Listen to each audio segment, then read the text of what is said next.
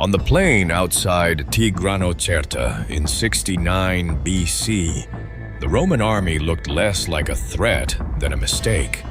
There were too few men for grandeur, too few men even for common military sanity. Perhaps 12,000 at first, then fewer still when the force was split. Exhausted legionaries, dust-covered officers, veterans who had marched too far, fought too long, and wanted nothing more than to go home with their lives, and whatever gold they had not yet spent in their imagination. Ahead of them stood something else entirely. Not an army in the ordinary sense, but a vision of power inflated to grotesque scale. Tigranes, the great king of kings, ruler of Armenia, conqueror of half the East, watched from the walls of his own new capital and laughed. Before him, the Roman force looked absurd. Too many for an embassy, too few for an army. That was the line. That was the arrogance. That was the sentence that should have been remembered as the final insult before slaughter. Because in front of Tigranes stood not a Roman field army in proper mass, but a fragment. A challenge so small it seemed almost offensive. Behind that fragment, however, rode a man who had already decided that the battle would not be fought where the enemy thought it would be fought, and would not be won by the rules the enemy trusted. His name was Lucius Licinius Lucullus. He did not intend to meet power with parity. He intended to make power trip over itself until it died. To understand why Rome found itself in such insane conditions, we need to begin not in Armenia, but with a ghost. Mithridates, the sixth of Pontus, had been haunting the Republic for decades.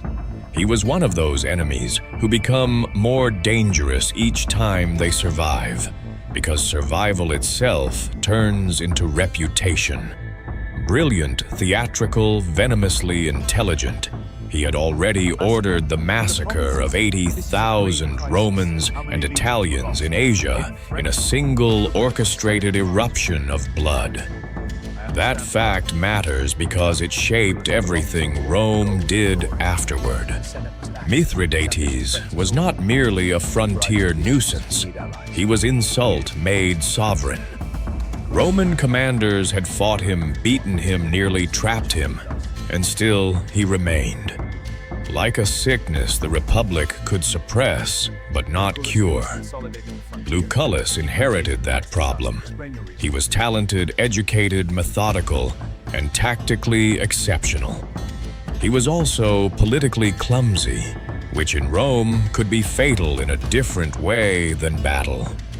The Senate did not fully trust him. His enemies in the capital whispered that he dragged out the war for gold fame and private enrichment. His own soldiers were tired of endless campaigning. Yet Lucullus had one fixed obsession: finish Mithridates. Do not negotiate around him. Do not settle for partial ruin. End him.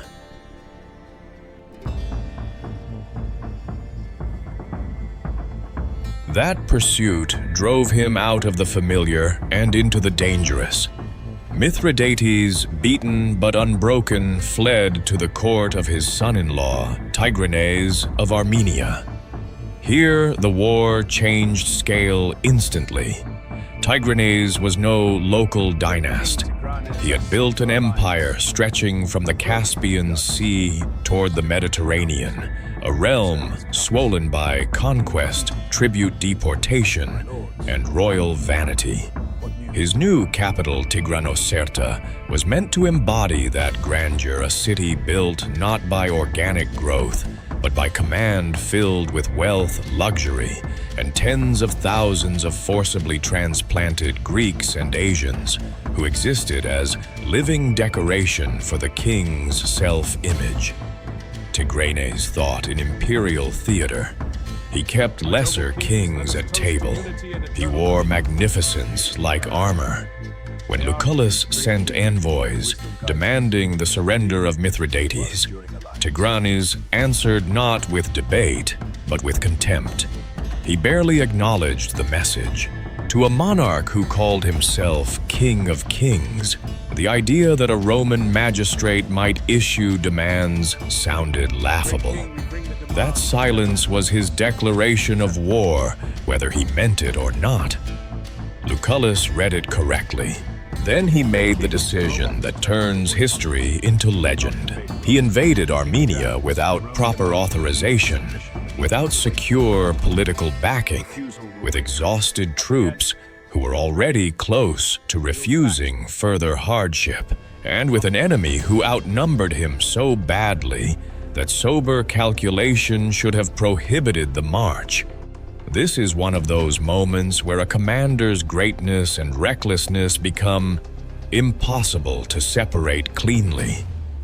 Every prudent advisor had the same answer: consolidate weight, do not run into the center of a stronger empire on a personal vendetta. Lucullus did the opposite because he understood something subtler than brute caution. Tigranes could afford to ignore small Roman movements at the frontier.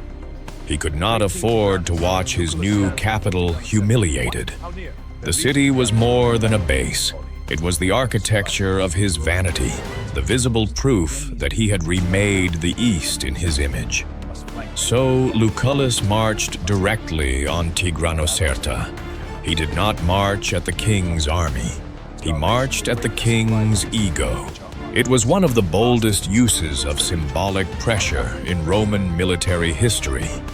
With perhaps 12,000 men, he placed himself before the capital and began a siege so outrageous that its success depended on Tigranes, reacting exactly as a proud conqueror would react. Lucullus was using his own army as bait, and Tigranes did react. He could not allow the new center of his universe to fall while he stood aside. Mithridates, who knew Rome far better than his son-in-law did, warned him, "Do not fight them the way they want. Harass them. Use cavalry to cut supply. Starve them. Let distance and winter become allies." This is crucial because it means the disaster that followed was not caused by ignorance alone. Tigranes was told the truth. He chose pride over it. He had too much army, too much rank, too much contempt for the tiny Roman force staring up at him from the plain. So he assembled the great host and marched to crush the insect. The size of that host is one of the transcript's central load-bearing ideas, and while ancient figures are always unstable, the emotional truth is beyond dispute. The disparity was monstrous. Ancient sources soar toward 100,000, 150,000, even 250,000. Heavy infantry archers allied contingents from conquered lands, horse archers wore chariots, and above all, the glittering center of royal confidence, the Cataphracts, thousands of armored cavalrymen and horses wrapped in scale and metal long lances in hand, the closest thing the ancient world had to an armored shock tank. This matters because the Cataphracts were not simply another cavalry wing. They were the visual and tactical core of Eastern battlefield prestige. Their purpose was annihilation by forward momentum. Put them on open ground, let them charge, and ordinary infantry ceased to exist as a meaningful category. Now place 6,000 Romans in front of that, because that is what Lucullus did next. He left around 6,000 men behind to maintain pressure on Tigranocerta, enough to keep the garrison pinned and the city psychologically off balance. With the other 6,000, he turned and marched to face the relief army. This is where reason seems to abandon the story altogether. 6,000 men, against the greatest eastern host of the age. The Roman tribunes must have felt what all sensible men would feel in that moment, that they were being led to ceremonial death. Tigranes felt something else delight. The tiny Roman detachment looked like mockery made visible. The King of Kings took his time, deploying, because he wanted the spectacle. He wanted the Romans to see the scale of the world they had offended before they were erased from it. That decision to savor rather than study was his first fatal error. The second was more technical and far more consequential. He looked at the field and saw only the open plain where his heavy cavalry would work. He did not truly read the terrain. Lucullus did. To the Roman right stood a hill broad enough to matter high enough to dominate the plain. Useless in Tigranes' mind, because Cataphracts do not charge uphill, and heavy cavalry cares first about open, flat space. To Lucullus, that hill was not a side feature. It was the hidden answer. This is what separates commanders who merely fight from commanders who alter probabilities. Lucullus was not studying the Armenian army as one homogeneous threat. He was studying its shape in relation to the land. He saw that the Cataphracts, though terrifying from the front, had been placed with their rear exposed to the slope. He saw that no meaningful Armenian force had secured that feature because Tigranes had dismissed it as irrelevant. And then he gave the order that must have seemed insane even to his own officers. 2 cohorts, roughly 1,000 men, were to break away and run for the hill. Not retreat, not scatter. Run laterally fast, exposed to enemy attention, and seize the elevation before the Armenians understood why it mattered. My lord, that's a forced march across their front. We will hold the high ground. Issue the orders now. From the Armenian side, this looked like panic. Roman soldiers splitting from the tiny line and racing away from battle. Tigranes and his commanders laughed because they saw exactly what they expected to see. Fear, collapse, the enemy breaking before contact. This is one of the deepest strategic truths in the whole episode. Great traps do not require the enemy to be foolish. They require the enemy to be encouraged to believe what he already wants to believe. Tigranes wanted to believe the Romans were breaking. So when Lucullus ran for the hill, the King of Kings watched his own doom with a smile. Lucullus himself, nearly 60 years old, ran at the head of those men. That detail matters because it explains why they obeyed something so absurd. He was not ordering youth to do what his own body would not risk. He was already in the motion, climbing, gasping, hauling his force toward the one point on the field where a smaller army might stop being a joke and become a knife. The Armenians tried to respond too late. Heavy cavalry does not pivot elegantly into mountain work, and by the time the threat was understood, Lucullus had the hilltop. From there, the battlefield transformed. What had seemed a frontal mismatch from the plain became from above a geometrical disaster waiting to happen. The Romans did not see the Cataphracts from the front now. They saw their backs. They saw the weak place in the machine, not the armored chest of the rider, the horse, the hind legs, the tendons, the flesh beneath the glamour. Then Lucullus gave the second order. The 1,000 Romans charged downhill into the rear of the most prestigious cavalry in the east. This is one of the most extraordinary acts of battlefield sabotage in ancient history. They did not strike the riders where armor was strongest. They swarmed the horses. They ducked. The lances went low. and used the gladius for what it was built to do: short, brutal stabbing in close quarters. They cut the exposed legs and hamstrings of the mounts. The effect was immediate and catastrophic. A cataphract is magnificent in formation and forward motion. He is almost useless in collapse. Once the horses began going down, the entire elite center of Tigranes' army turned from a weapon into wreckage. Armored horses crashing, riders trapped under metal and flesh, units behind them unable to understand why the line ahead was not moving. The perfect cavalry formation jammed itself into confusion. Men turned to look backward and could not turn fast enough. Horses screamed. Riders fell and became obstacles for those behind. Panic in elite units is far more destructive than panic in common infantry, because elite units anchor the confidence of everyone watching them. When the Cataphracts began to flee, they fled forward straight into the rear of their own infantry. That was the moment the Armenian army ceased to be an army and became mass without order.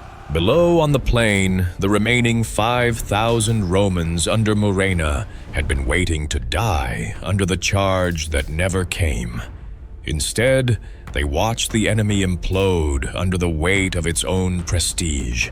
They saw the line split open as panicked heavy cavalry smashed into infantry ranks, not prepared to absorb such impact from behind. That is another crucial point. Tigranes' host was vast, but it was not Roman in discipline. It was a coalition of conquered peoples, allied contingents, and units held together by royal authority and spectacle, more than by a single drilled habit of recovery under surprise. Once the center broke, cohesion did not bend. It dissolved. Lucullus, seeing the opening, reformed his 1,000 and drove them downhill again, this time into the exposed flank of the Armenian infantry. Murena surged from the front. The bait became the butcher. The great host, so terrible in its parade form, found itself attacked from angles it had not prepared to defend, while its own elite cavalry turned into a stampede of armored fear.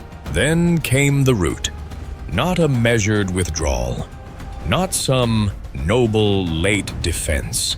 A collapse so total that ancient sources, however exaggerated in arithmetic, remain believable in spirit when they describe slaughter on a grotesque scale. Men threw away shields and helmets. They tripped over the dead. They drowned in rivers trying to escape. Cataphracts were dragged from fallen mounts and killed before they could rise. Archers abandoned bows. Infantry scattered as isolated human beings rather than functioning ranks. The Romans pursued like predators unleashed. This is one of those moments where Roman discipline becomes almost inhumanly efficient, because it inverts from line holding to pursuit without losing purpose. Every legionary becomes a cutting instrument. Lucullus had not merely won an impossible battle. He had transformed the largest army in the East into prey. Ancient accounts say Rome lost 5 men, and Armenia lost 100,000. No modern reader needs to accept the numbers literally to understand what they are trying to preserve. The result felt mathematically obscene. And Tigranes himself. He watched the collapse of his empire in real time.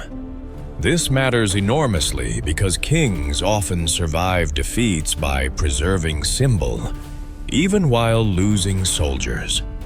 At Tigranocerta, symbol died too. Tigranes, the king of kings, had to tear off his royal diadem and cast it away because the visible signs of majesty had become a death sentence in a battlefield where anyone carrying greatness on his body instantly became a target. There is almost no deeper humiliation for a monarch built on theater than the moment when he must strip off kingship to live. The king did not die on that field. In some ways, something worse happened. He survived to know exactly how completely he had been exposed. Yet the battle was only half the miracle. Tigranocerta still stood, its walls unbroken, its garrison still large. A lesser army, even after such a victory, would have needed weeks or months of conventional siege effort to make the city yield. Lucullus understood that physical breaching was no longer necessary. The battle had done the deeper work. Inside the city were not loyal, patriotic masses alone, but thousands of Greeks and other deported peoples whom Tigranes had uprooted and forced into his vanity capital. They had watched the battle from the walls. They had seen the king flee. They had seen the king flee. They had seen the royal symbols captured. They had learned in one afternoon that the man who called himself universal master could abandon them. Lucullus made sure the lesson landed. He paraded the captured royal insignia before the city. He advertised the fall of the king's aura more carefully than many commanders advertise victory itself. Then he made an offer to the disaffected population inside. Help the Romans, and you may regain life, property, freedom from this forced magnificence. Whether this promise was fully sincere matters less than the fact that it was strategically perfect. The city cracked from within. Civil struggle erupted between the garrison and the transplanted population. The gates opened. The Romans entered not through engineering triumph, but through psychological collapse, completed by political manipulation. What followed was sack on a colossal scale. 8,000 talents of silver treasures, works of art, silks, wealth accumulated by conquest and display, all became Roman spoil. Every common soldier grew rich. This is the point where Lucullus should, by every ordinary measure, have become untouchable. He had done the impossible. He had marched into a stronger empire without proper sanction, broken its greatest field force, with 6,000 men, taken its capital, humiliated its king, enriched his soldiers, and shattered the reputation of Armenian power in a single campaign. Most careers in Roman history would be built on less than a tenth of that. But Lucullus's tragedy is that tactical genius and political genius are not the same thing. He could see the weak point in Cataphracts. He could not always see the weak point in his own situation. Instead of consolidating the miracle, accepting that the core structure of Tigranes' empire had been broken, and returning with the fruits of victory secured, he pressed onward. This is where the story turns, from triumph into obsession. Mithridates was still alive. Tigranes still held his old heartland. The war was not finished in Lucullus's mind, because the ghost at the center of it had not yet been put down. So he marched northward again toward Artaxata, deeper into harsher country, deeper into Armenia, deeper into a campaign his men no longer believed in. And now, the enemy had changed. Mithridates, long the hunted fox, became strategist again. He told Tigranes exactly what should have been done before no more great set-piece collisions, no more. Letting Roman discipline and tactical innovation decide the day. Burn fields, poison wells, harass from distance, use mounted archers, let cold, hunger, and exhaustion become the main army.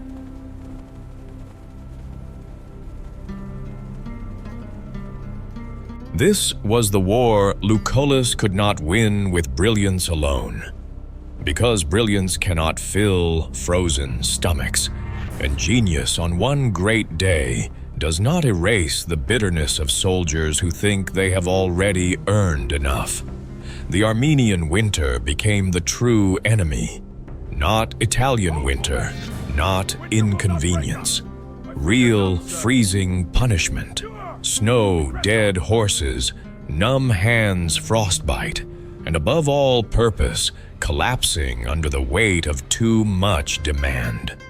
The gold the soldiers carried out of Tigranocerta became dead weight in conditions where survival mattered more than profit. This is such an important irony that it should stay sharp. Lucullus had made them rich. Now he was asking them to march that wealth into hell for one more chance at an enemy whose death mattered more to him than to them.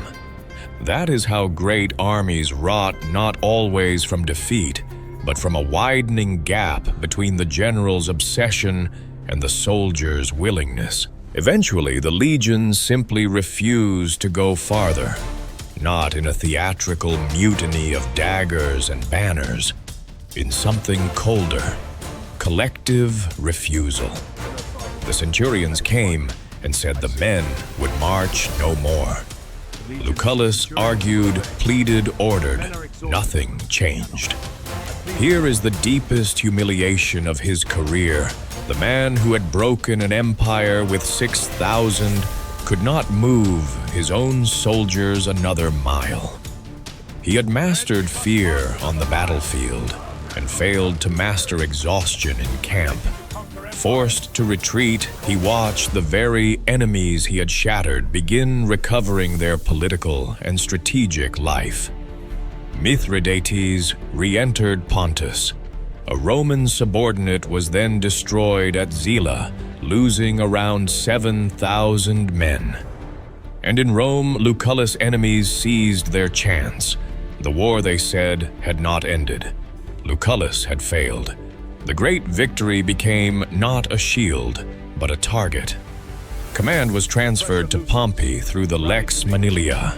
Lucullus, stripped of authority, had to meet the man who would inherit the eastern settlement he himself had made possible.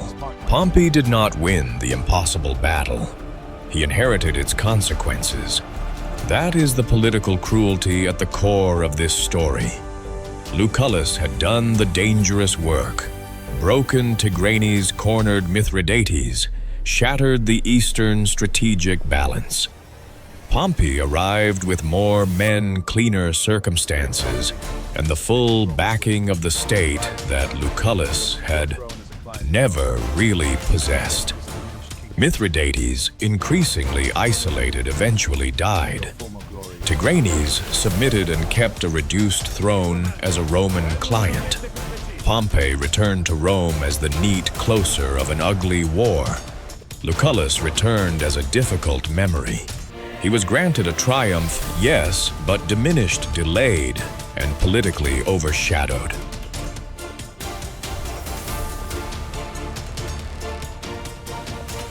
So he retired. And this is where history's irony becomes almost perfect. The man who executed one of the boldest battlefield manipulations of the ancient world is remembered by many, not for Tigranocerta, but for luxury.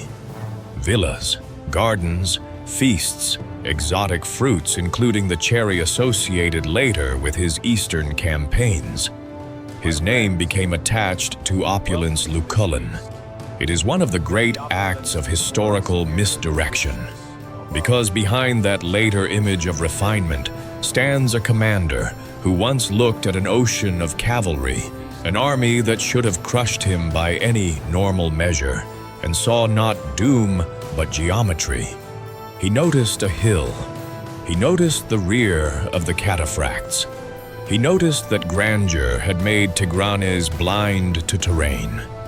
And then he built a victory so shocking that the East never fully recovered its old confidence from it. That is why Tigranocerta matters. Not because ancient casualty numbers can be trusted word for word. Not because Rome magically erased 250,000 men in one afternoon. It matters because it reveals something timeless about war and power. Enormous force, if badly placed and arrogantly commanded, can become vulnerable to much smaller but sharper intelligence. Lucullus did not win because Rome had more men. He won because he made the enemy's greatest strength collide with the one thing it had not bothered to secure. That is the kind of victory that should have made him immortal in the cleanest sense. Instead, he won too brilliantly for his political safety, and not cleanly enough for the convenience of those who wrote the next chapter. His battle lived, his credit faded, and the man who humiliated an empire became, in memory, a connoisseur. History does that sometimes. It buries the sword beneath the banquet. But the field of Tigranocerta remains, and if you look closely enough, you can still see the moment when 1,000 Romans ran for a hill. The King of Kings laughed, and an empire stepped directly into the shape of its own destruction.